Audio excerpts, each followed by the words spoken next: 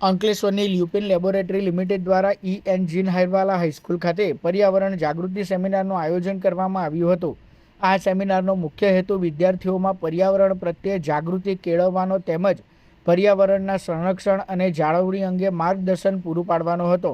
કાર્યક્રમ દરમિયાન નિષ્ણાંતોએ વિદ્યાર્થીઓને વૃક્ષારોપણ, પાણીનું સંરક્ષણ, ઉર્જાનો કરકસરભર્યો ઉપયોગ અને પ્રદૂષણ નિયંત્રણ જેવા વિષયો અંગે વિગતવાર માહિતી આપી હતી।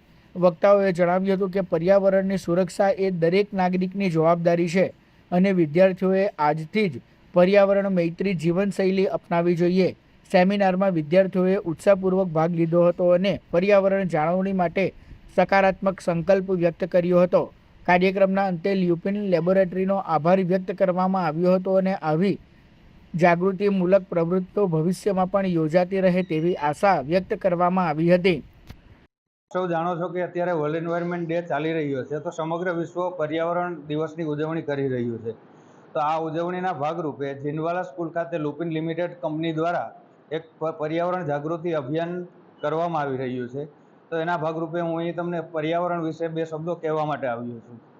આપણે પર્યાવરણની જાગૃતિ માટે બાળકોમાં જાગૃતિ આવે એના માટે થઈને આપણે વૃક્ષો વાવીએ, પાણીનું જતન કરીએ, વધારાનો પાણીનો બગાડ ના કરીએ અને પ્લાસ્ટિકનો ઉપયોગ ના કરીએ। અત્યારે મોદી સાહેબ સ્વચ્છ ભારત અભિયાન ચલાવી રહ્યા છે, તો એ અભિયાનના ભાગરૂપે આપણે બધા એમાં સપોર્ટ કરવો જોઈએ। Thank you.